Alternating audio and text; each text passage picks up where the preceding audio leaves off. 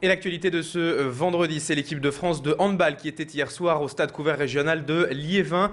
Retour à la compétition pour les experts, un mois après leur 4e titre de champion du monde.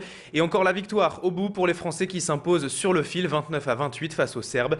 Le stade couvert régional de Liévin était bondé hier soir. 4500 personnes étaient venues applaudir les handballeurs dans une superbe ambiance. L'équipe de France de hand qui n'avait plus joué dans le nord de la France depuis 1996. Un retour dignement fêté donc hier. Pierre Beauvillain était sur place pour nous hier soir. Il a recueilli les impressions d'après-match de la star française Nicolas Karabatic. On l'écoute. On ne pouvait pas mieux faire, mais bon, je vous garantis, c'était pas fait exprès. On aurait préféré gagner un peu plus largement et se mettre un peu plus tôt à l'abri, mais ça fait un bon spectacle pour le public en série comme ça. Ils ont été là du début à la fin. Hier, il y avait 1500 personnes qui sont venues à notre entraînement, donc ça. Des choses comme ça, ça fait vraiment plaisir, ça nous touche et ça nous pousse à nous donner à fond sur le terrain. Encore du sport au menu de cette matinée du vendredi 11 mars avec la nouvelle pelouse du Stadium Nord de Villeneuve-d'Ascq qui est opérationnelle. Depuis hier, le LOSC possède donc un tout nouveau terrain.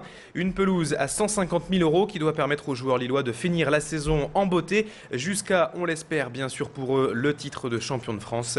Cette nouvelle pelouse est arrivée en début de semaine des Pays-Bas et était totalement posée mercredi. Il n'y a plus qu'à remettre en place les buts et les lignes de touche aujourd'hui pour être fin prêt pour la réception de Valenciennes dimanche pour le derby. Mathieu Jadot est au stadium hier pour filmer ces images. Il a également interrogé Didier Declimer, le directeur général adjoint du LOSC. On l'écoute.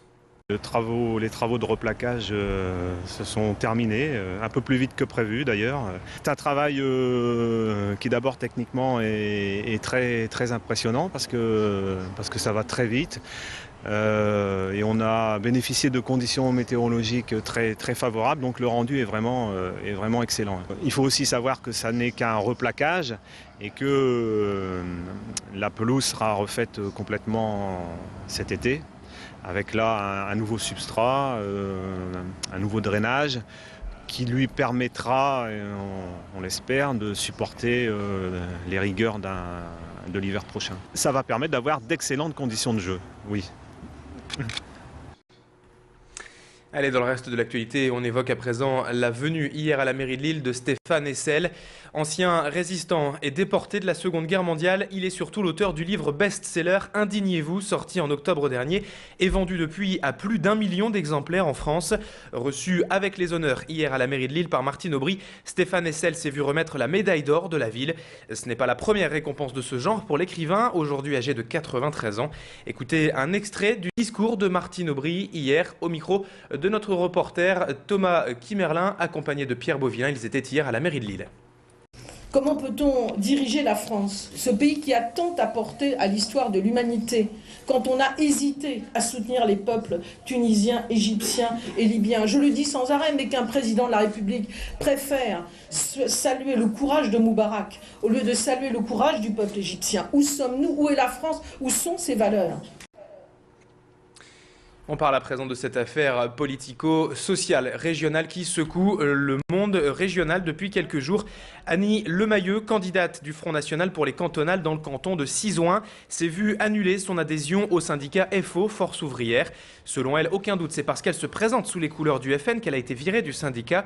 Avant cela, elle était sympathisante du Parti Socialiste à Orchy et ne compte pas en rester là. Avec l'aide d'un avocat, elle a en effet décidé d'attaquer Force Ouvrière pour discrimination. Écoutez justement les explications d'Annie Lemayeux au micro de notre reporter Élodie Bernachon. C'est une très grande frustration, une énorme déception. J'ai 30 ans de militantisme syndical derrière moi. Je pense avoir fait mon travail. Je pèse, entre guillemets, ce qu'on peut appeler peser 53% des électeurs pour le Force Ouvrière sur 6 organisations syndicales dans mes 5 départements. Alors ça, si c'est faire mal son travail, il faut m'expliquer. Maintenant, j'aurais préféré effectivement déjà d'une part le savoir par eux et non pas par le voie de presse. Et aussi, j'aurais préféré qu'on me mette dehors par manque de travail, par manque de résultats et non pas parce que je me suis engagée auprès du Front National. On revient sur la polémique à propos du livre de Mahamar Metmati que les habitants du faubourg de Béthune ont reçu récemment dans leur boîte aux lettres. Intitulé Tariq Ramadan et l'homosexualité, ce livre fait polémique depuis sa parution. Pendant 80 pages, son auteur appelle notamment à la haine et à la violence contre les homosexuels. Alors bien sûr, les réactions ne se sont pas fait attendre. Amar Lasfar, recteur de la moquée de l'Ix-Sud, il dénonce un torchon et les associations gays de Lille veulent porter plainte.